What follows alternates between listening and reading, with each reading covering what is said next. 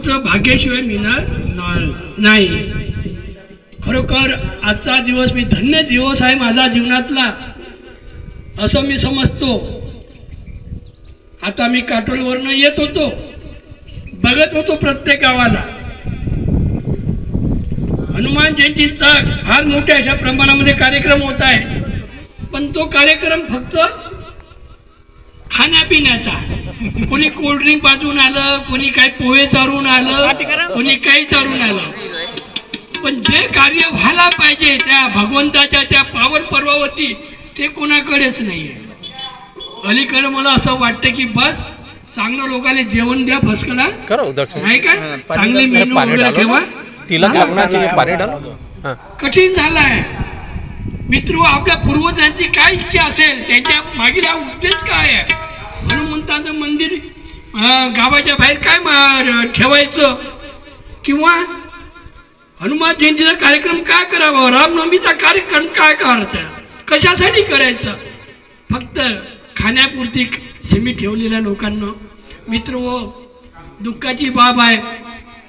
आता मी काही महाराज बुवा वगैरे नाही आहे, एक सेवक म्हणून काम करतोय, बोलता येते म्हणून बोलण्याचा प्रयत्न करतोय. लक्षात ठेवा, सेवके करावे सांगितले का, मी महाराज वगैरे बुवा वगैरे असं काही नाही आहे.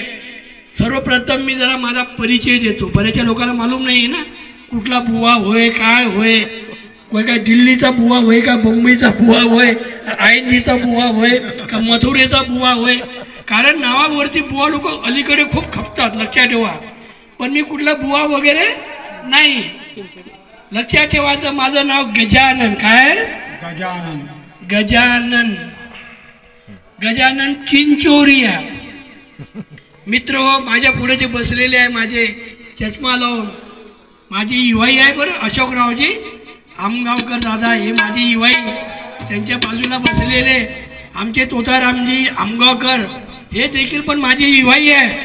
आणि त्याचबरोबर आजचं भाग्य बगडे दादा, तुम्ही पण आमच्या कार्यक्रमामध्ये सामील झाले. लक्षात ठेवता, भाग्य कुणाला लाभे ऐसे. त्याचबरोबर आमचे उमरेचे तहसीलदार साहेब, माजी तहसीलदार साहेब, शेख साहेब पण यहाँ शामिल हो गए आज. नहीं है बड़े भाग्य से पाए हम, नाही की. खरोखर एवढेच लोक असेल का या गावामध्ये, भरपूर लोक आहे. आता सायंकाळी न बोलवता येणार आहे, पण असं काही कोणाला वाटत नाही की हरिनामामध्ये गेलं पाहिजे, बसलं पाहिजे, हरिनामामध्ये गेलं पाहिजे. माईक हलते का रे, रंज पाहिजे. तर काय होतं की थोडं बसलं पाहिजे, देवाचं नामस्मरण करायला पाहिजे, देवाचं भजन करायला पाहिजे. कारण अलीकडे विज्ञाननं सांगितलं आहे, जो माणूस हरिनाम करतो का नाही, देवाचं 2 वेळेला भजन करतो, सकाळी संध्याकाळी टाळ्या वाजवतो, त्याचं 10 ते 15 वर्ष आयुष्य वाढते. हे विज्ञान सांगते.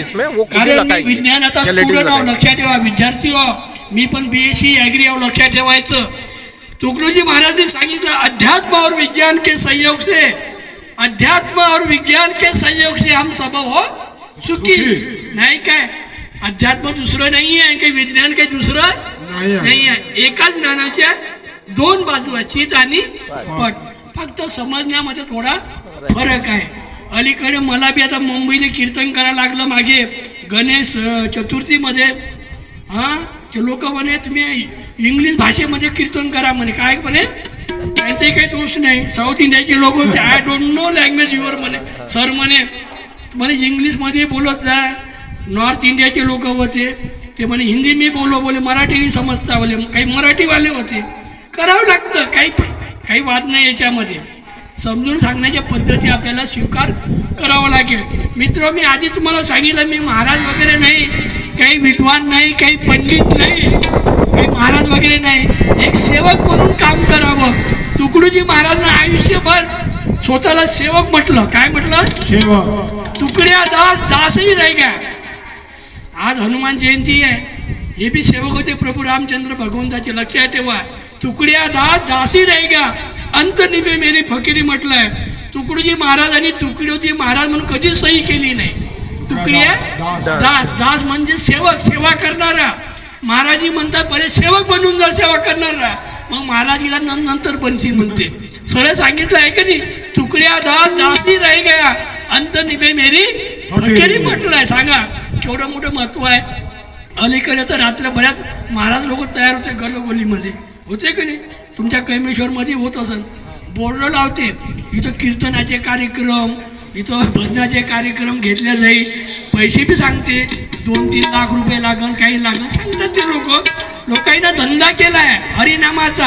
आणि जो माणूस पैशाचा हरिनामाचा जर पैसा घेत असेल त्याला 1% हरिनाम सांगण्याचा अधिकार नाही. त्याच्यामध्ये मी पण आलो, लक्ष ठेवा.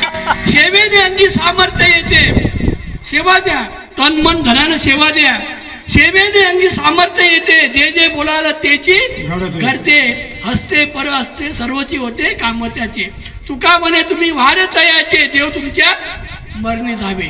तुम्ही देवाचं कार्य करा, ऑटोमॅटिक तुमच्या कार्याला धावून येणार, तुमच्या संकटाला धावून येणार. पण भक्ती तसा पाहिजे, नाही का? नकली महाराज नाही पाहिजे.